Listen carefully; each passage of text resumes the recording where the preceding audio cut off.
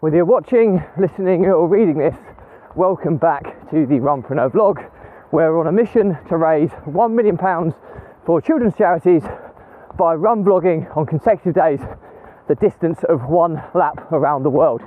It is a staggering 40,075 kilometres. It's going to take somewhere in the region of 11 years to accomplish, so plenty of time to raise the money.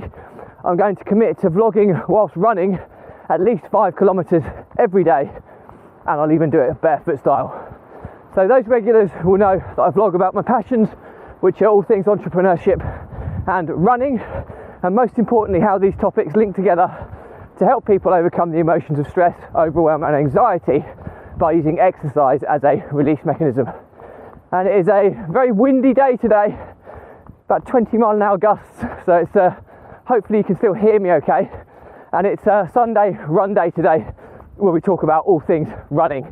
And today's topic is the best places to carry your key whilst running. So please give this challenge some support by subscribing and sharing the content and giving it a like as well. And let's get started.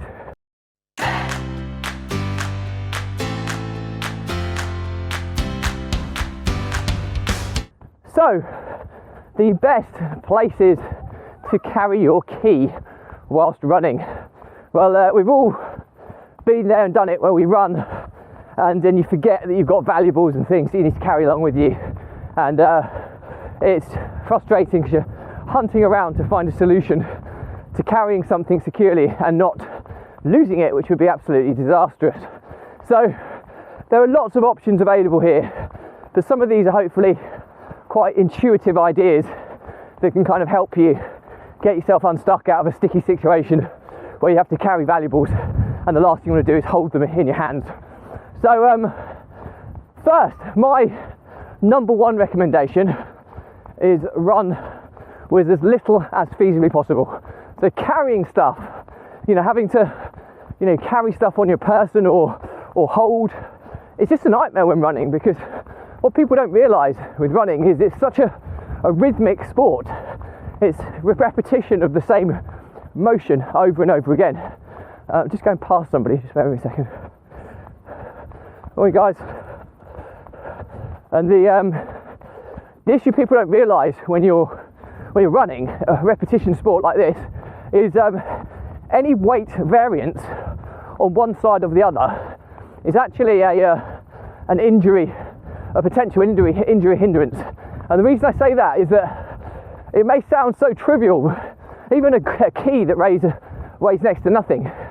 The impact of that weight being more on one side of your body than the other is going to, over the course of time, compound to ensure that that side of the body is compensating for more weight than the other. So you ultimately have one side stronger than the other, and when that happens, the weaker side is prone to injury. So it sounds really silly, but believe you me, it's serious stuff. I mean, I run with this action camera. You probably can't see it whilst when the editing is in place.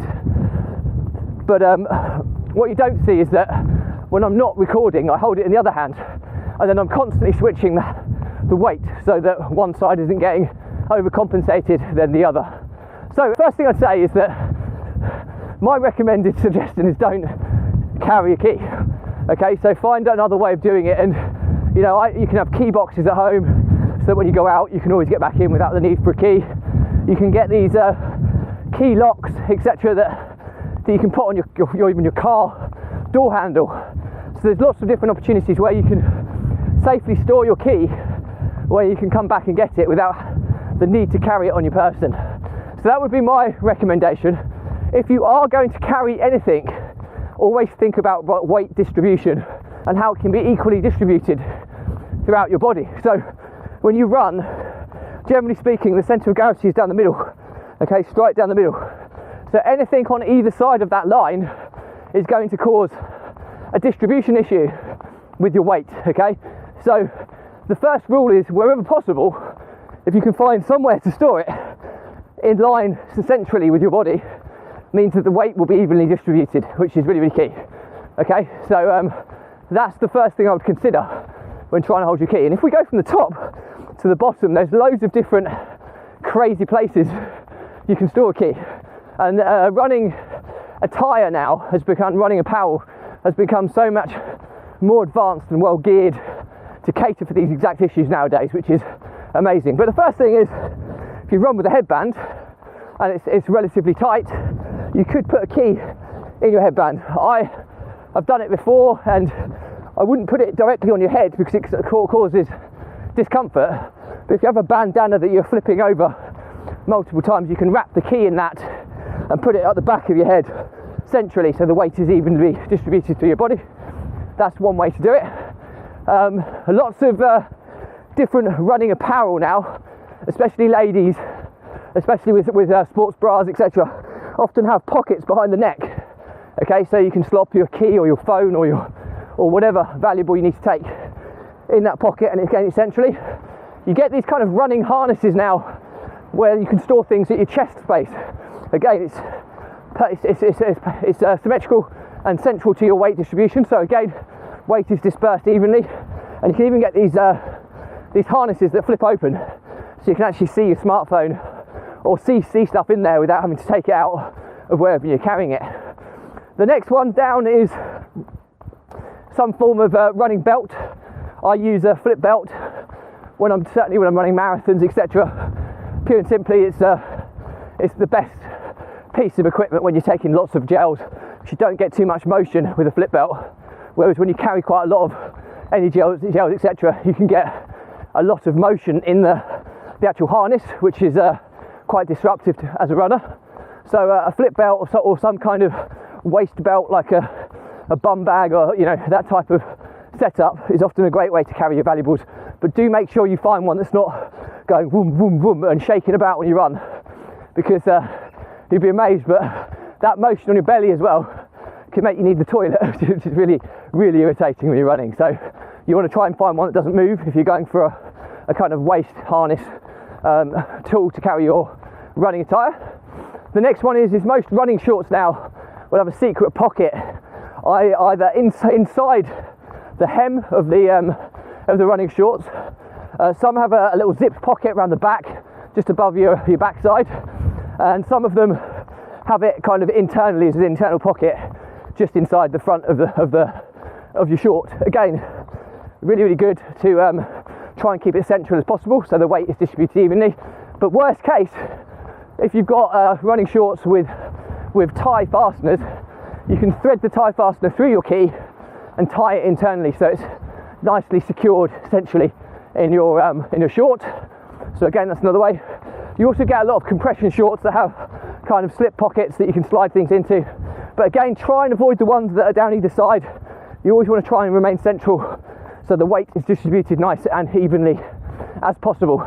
If you're, for example, carrying two things like a set of keys and a phone, then having one on either side can help distribute the weight more evenly. But what you're trying to ultimately avoid is overriding weight on one side of your body. Okay, really, really important. So further down, you get the old tuck it into your compression sock. That's another one that a lot of people will kind of use, but again, it's one side or the other, but it's quite low to the ground, so the weight distribution isn't at the top of your top. If you had something on the right or left hand side at the higher up your body, the weight distribution is greater due to the impact of gravity. But if it's right close to the ground, you can normally hide it quite nicely in a sock or on the shoe. So in your sock is another option. The other one is on your shoe. So people tuck them into their shoes. I would strongly advise against doing that, because you'll get blisters and soreness as you're getting friction from something being in there. But a good one is on your laces of your shoe. So you can either tuck it into your laces and tie it in, or you can thread the lace through the keyhole on the key, and then it will sit and be quite fastened on the top of your shoe. That's another good place. But again, with that, you just want to make sure it's secured tightly. You don't want it jingling and jangling about, causing you something else to think about whilst you're running. Even something as subtle as a key hitting the top of your foot whilst you run will kind of disrupt you to a degree. So you have to be mindful of that.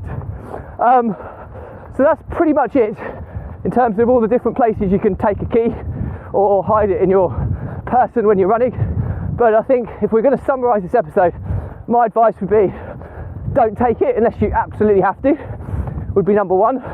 And there are different facilities you can use, like a key box at your house, or you can get these kind of key locks which you can attach to your car for the use of putting a key or valuable in there whilst you run. But again, you need to be conscious of security in case they're easily removed, so just be mindful of that. But yeah, rule number one is don't take it if you can avoid it. Rule number two is try and ensure that it's centrally distributed on your person if you're carrying it with you. So you don't want it on one side or the other, because even the weight of a simple key over the course of time will create a variance of weight, which means one side of your body will be stronger than the other. Now, okay, key is really light. It's going to be more noticeable for something like a smart device, but you'd be surprised the compounding effect of something as light as a key on one side of your body. So just be mindful of that as well. So centrally distributed along your body. If you can get it lowered to the ground, all the better, because the higher up you're almost acting as a pivot, so the weight distribution feels heavier than it would if it was lower down. So bear that in mind as well. And and hopefully I'll give you lots of different ideas of where you can store your key whilst running. Do look into different running brands. The best running brands are the ones that are geared towards running apparel, will always cater for this type of thing. If you just go for standardised shorts or cheaper running attire, then they may not have catered for these little inconveniences that we all experience as runners, but it can be so important. So that would be my advice, is have a look at the better brands, because they'll normally cater for these things. You probably have got running gear, you may not even notice the secret pocket of some kind, because it is something that so many people have to deal with on their day-to-day runs. So I hope that's useful. As always, if you've got any questions on this stuff, drop me a comment. I'll respond to every one. If it's a bigger topic, I'll do a separate vlog episode and tag you in. Do check the links in my bios to keep up to date with how the challenge is going. You can access all my content there as well, but most importantly, find out how we're getting along on the journey, the donations, how much money we've raised for children's charities, and how much distance we've covered.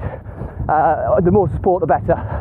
And all that's left to say is that the content I talk about, entrepreneurship and running, has always been about how it's linked to helping people overcome the emotions of stress, overwhelm and anxiety by using exercise as a release mechanism. And we all experience the daily pressures, weekly pressures in the form of stress, okay?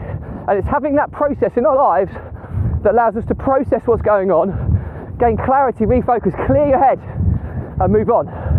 If we don't have that process in our lives, and I use kind of run vlogging to do that, it could be running, it could be exercise, it could be reading, yoga. There's loads of different ways people can kind of have this release mechanism. But if you don't have it in place, you'll feel that there'll be so many things that are adding to the daily, weekly stresses in your life, and before you know it, you'll start feeling more and more overwhelmed as each day goes by. And the only analogy I can give you is like pressure that builds up in a pipe. When you kind of get to overwhelm, you've got so many things going on, you don't know kind of where to start.